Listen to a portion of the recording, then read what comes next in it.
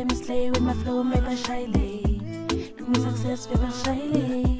If it's a style, go see Shiley.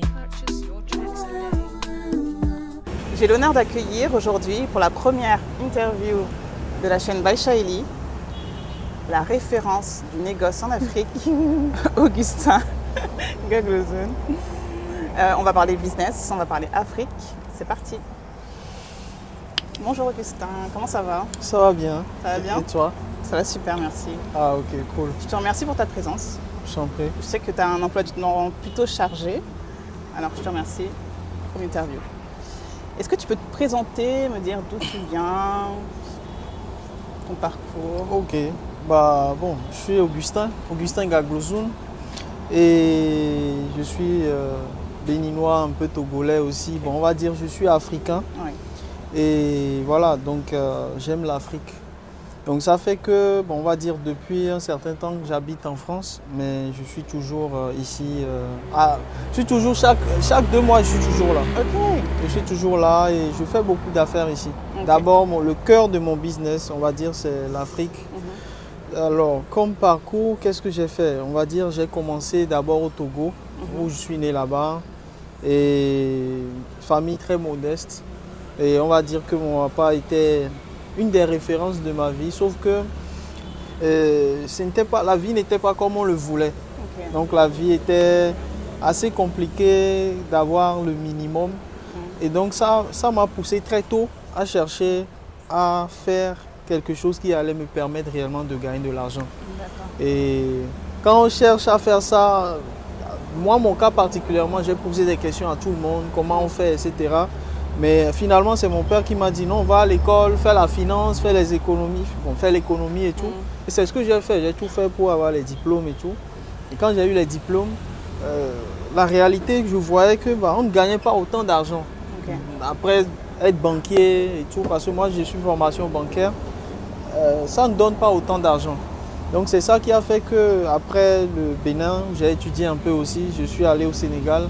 Et arrivé là-bas, j'ai commencé à me poser énormément de questions. Est-ce que je continue dans ce chemin ou bien je me lance dans un autre chemin?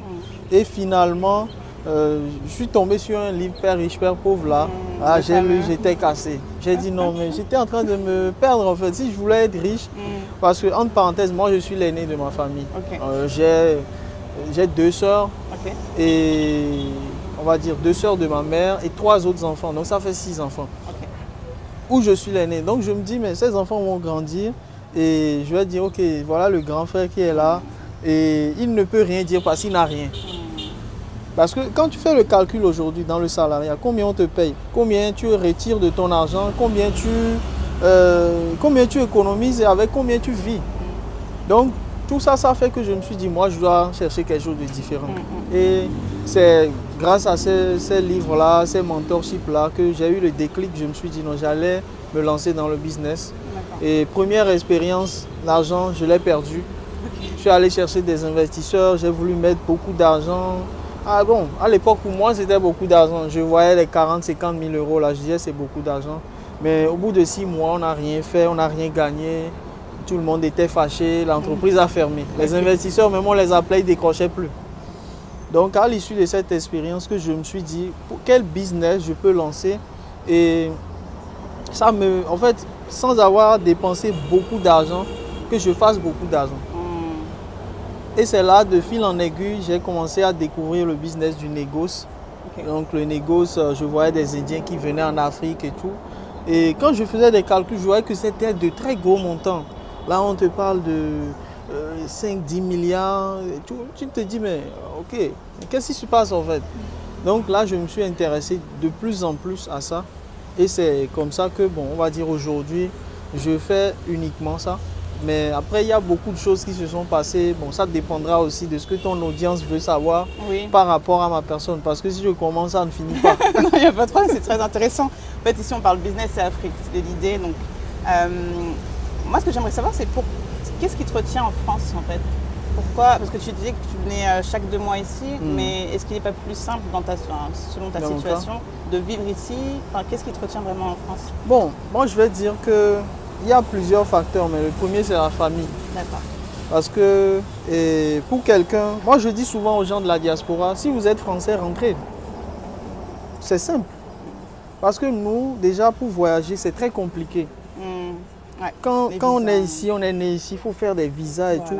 Et quand c'est compliqué comme ça, tu n'as pas envie que demain, quand tu rentres et que ton enfant a des maux de dents, tu veux les soigner en France, on dit qu'il faut que tu ailles prendre un visa encore d'abord. Donc aujourd'hui, je suis dans un processus pour avoir la nationalité française. D'accord. Et quand je l'aurai, avec tous les enfants, moi je vais rentrer. Ah, ok. Je ne dis pas que je suis un pro-français, mais il faut des fois être pragmatique dans la vie. C'est-à-dire, un passeport, ça passe des portes. Donc, pour pouvoir passer certaines portes, et aussi j'ai travaillé pour la France. J'ai beaucoup travaillé, parce que quand je suis allé en France, j'ai travaillé en tant qu'acheteur chez Bolloré. Ok. J'ai géré 30 millions d'euros de budget. On faisait des achats en Asie, en Europe et un peu partout. J'ai fait ça, j'ai travaillé pour Jeffco aussi, le groupe Opel. Oui. Voilà, donc avec toutes ces expériences-là, on paye les impôts. Donc pour moi, il y a déjà un déséquilibre quand tu prends l'Afrique et les pays occidentaux. Il faut avoir le courage de le dire. On n'a pas fait les choses en la faveur des pays africains. Absolument pas. Voilà. On est d'accord. Donc, comme c'est comme ça, il faut vraiment savoir réellement, tous ceux qui sont là à dire Kémis, que tout ça, il faut faire la part des choses pour savoir, ok, c'est vrai qu'il y a tel problème, mais quel avantage nous aussi on peut en tirer. Donc c'est ça qui me retient là-bas et tout. Et voilà, donc Ok. c'est ça. Et donc ta famille, tu es marié, tu as des enfants? Oui, j'ai une femme Mm. et que je fais coucou d'ailleurs. Comment elle Et- s'appelle? À la caméra quand même. Ah, Elle le mérite. Elle n'aime pas qu'on appelle son nom. Elle veut Son rester surnom, derrière. Oh, son nom c'est mon amour, mon bébé. mais- Oh. Non, toi, tu l'auras en privé. Mais attention. Donc, et aussi, bah, du coup, aujourd'hui, non seulement que, bon, aujourd'hui, moi, sur ma chaîne, j'ai plus de 20 000 abonnés. Mais je passe tout le temps avec des gens sur des chaînes qui ont 50 000 abonnés, 100 000 abonnés, 200 000 abonnés. Du coup, même si moi-même derrière ma chaîne, j'ai pas 100 000, 200 000 abonnés, c'est tous ces gens-là qui me connaissent. Aujourd'hui, c'est très compliqué. Quand je passe à l'aéroport à chaque fois, il y a toujours quelqu'un qui me reconnaît. Même hier, je le disais à ton mari, Oui. et je le disais que j'allais dans un restaurant, quand je cherchais un endroit pour recevoir quelqu'un, Ok. pour un échange. Arrivé là-bas aussi, j'ai trouvé quelqu'un qui dit, ah, Monsieur Augustin, ah, je vois vos vidéos YouTube et tout et tout. Donc, moi, c'est un choix. Il y en a qui, ça ne les dérange pas. Les Nigérians, ils en parlent, ils montrent toute leur famille et tout. Mais je comprends. pour l'instant, Ouais, je comprends. Moi, c'est pareil. Je ne montre pas mes enfants, ni mon mari. Enfin, chacun, voilà, il faut préserver leur intimité. c'est et ça, voilà, c'est leur ça, choix aussi. c'est ça. Et super. Et mais après, pour rebondir sur ce que tu disais au niveau du nombre d'abonnés, je pense que c'est pas une question de nombre d'abonnés qui fait qui fait que tu gagnes de l'argent ou pas. Est-ce que tu peux un peu développer sur ça? Oh, Parce c'est que pas... souvent on parle d'abonnés, mais c'est Bon, je pense que beaucoup de gens sur les réseaux sociaux se trompent énormément. En fait, ils pensent que la popularité est égale au succès. Mais ce n'est pas du tout ça. Être populaire ne veut pas dire que tu es riche. Ouais. Et généralement, tous les sujets qui vont t'enrichir ne sont pas populaires. C'est-à-dire, quand vous allez sur YouTube, vous allez voir qu'il y a énormément de vues sur des vidéos qui font rire, sur des vidéos de distraction, parce que l'être humain, naturellement, veut se distraire. Ouais. C'est fait pour ça aussi les réseaux. C'est fait pour ça à la base, se distraire. Et quand vous allez sur TikTok aujourd'hui, vous allez voir des gens qui ont plein de vues, mais ils ne font pas forcément beaucoup d'argent tant que ça. Donc, l'argent sur les réseaux sociaux, c'est simplement la valeur que tu apportes et à qui tu apportes ces valeurs. Si par exemple, tu parles de choses qui intéressent des gens, qui veulent investir par exemple dans l'immobilier et qui ont un budget de, je sais pas, 7 millions de dollars, tu peux être la seule personne qui en parle. Ces gens-là, même si tu as 200 abonnés, ils viendront payer chez toi. Hier, on parlait de l'histoire d'un ami qui... c'est un gars avec qui Mbemba. avec qui on a fait Rafiki Mentor. Oui, je connais. Rafiki Mentor il n'avait pas 100 ou bien 200 abonnés il signait des coachings à 15 000 euros. Donc réellement c'est la valeur que tu apportes aux gens qui fait que, moi je dis en un mois, si tu apportes suffisamment de valeur et que c'est de la valeur qui coûte cher, les gens paieront cher. Exact. C'est pour ça qu'il y a des gens, ils ont aujourd'hui 150 000 abonnés, mais le revenu même qu'ils ont, ça n'atteint pas 300 euros par mois. Donc on va dire que moi ce que je fais, c'est relativement... Moi je me suis donné, arrivé à un moment, je me suis donné une mission. Et cette mission-là, c'est d'aider tout Africain afro-descendant, que ce soit en France, en Occident, aux États-Unis, en Chine, peu importe là où ils sont, à pouvoir apporter quelque chose pour les générations à venir. Et tout commence en Afrique aujourd'hui par l'argent. Parce que dans un contexte où il y a énormément de pauvreté, au départ de ma chaîne, je parlais de beaucoup de choses différentes, des choses qui apportent de la valeur à un entrepreneur normal, c'est-à-dire la psychologie du marketing, comment faire pour vendre et tout. Mais ça n'intéresse pas beaucoup d'Africains. Ce qui les intéresse, c'est comment gagner de l'argent, point barre. Parce qu'en Afrique, il faut se rendre compte que tout doit être payé. Oui, en cash tout de suite. Ouais. En cash et tout de suite, voilà. C'est-à-dire quelqu'un vient te rendre service, prends. Exactement. Tu es malade, tu vas à l'hôpital. Si tu n'as pas le cash, tu meurs tout de suite. C'est ça. Et il y a tout un tas de choses. L'école, tout de suite. Tout est tout de suite. Donc, si les gens dans ce contexte-là n'ont pas de cash, c'est compliqué. Et c'est ce qu'on voit aussi. Aujourd'hui, on voit qu'il y a beaucoup de pauvres et très peu de riches. Ouais. On va dire 1% ou 2% des gens sont riches. Donc, ça fait que moi, je me suis dit, comment apporter déjà de la valeur? C'est à travers leur montrer un chemin qui leur permet de gagner de l'argent. Ce chemin-là, pour toi, ça peut être de l'immobilier. Pour moi, c'est le négoce de matières premières. Et le négoce de matières premières, pour moi, ça a une double mission parce que c'est pas... Peut-être on dit qu'il y a des hasards, mais si le hasard m'a mis dans ça et que c'est quelque chose qu'on nous a toujours menti dessus pendant des années, on nous a toujours fait croire que non, l'Afrique est trop pauvre, on ne sera jamais riche. Mais regardez le Qatar. Dubaï aujourd'hui, c'est la référence mondiale. C'était rien avant. Oui. C'était rien du tout avant. Il y a de cela peut-être 70 ans ou je ne sais pas quoi. Ils étaient rien. Mais aujourd'hui, ils sont à ce niveau-là. Alors que l'Afrique peut-être possède, je ne sais pas, 40 fois plus, même 100 fois plus que Dubaï. Donc pour moi, c'est une petite pierre que je peux apporter en disant, ok, c'est vrai que pendant longtemps, on a dormi. Il y a un philosophe qui disait que on est passé de la démocratie, en fait on est passé de l'autocratie, de la monarchie, de la royauté à la démocratie, sachant que ce n'est pas de la démocratie. Dans une démocratie, il faut distraire au maximum le peuple pour qu'il ne s'intéresse pas aux affaires qui vont le rendre autonome jusqu'à ce qu'il comprenne ce qui se passe derrière. Et en Afrique, on nous distrait énormément. On nous distrait avec des images qu'on voit à la télé. Moi, c'est dommage quand je vois des fois des enfants en Europe qui disent que quand ils voient quelqu'un qui est habillé en pagne ou bien quelqu'un qui... la dernière fois, c'était très drôle, je me douchais et j'avais mis ma serviette, j'ai noué la serviette comme ça. Et tu vois, ici en Afrique, des fois, quand tu es dans une maison et l'eau n'a pas de pression, tu mets dans un seau, tu fais chaud. Et ma fille a dit, ah papa, c'est parce que tu es en Afrique que tu fais ça. Et on a des clichés comme ça. Et notre objectif à travers ce qu'on fait aujourd'hui, c'est d'enlever ces clichés-là, de montrer, d'inverser un peu les choses et de montrer aux Africains que non, on peut réellement faire des choses, peu importe d'où tu viens, même si tu viens d'une famille pauvre, même si tu viens de...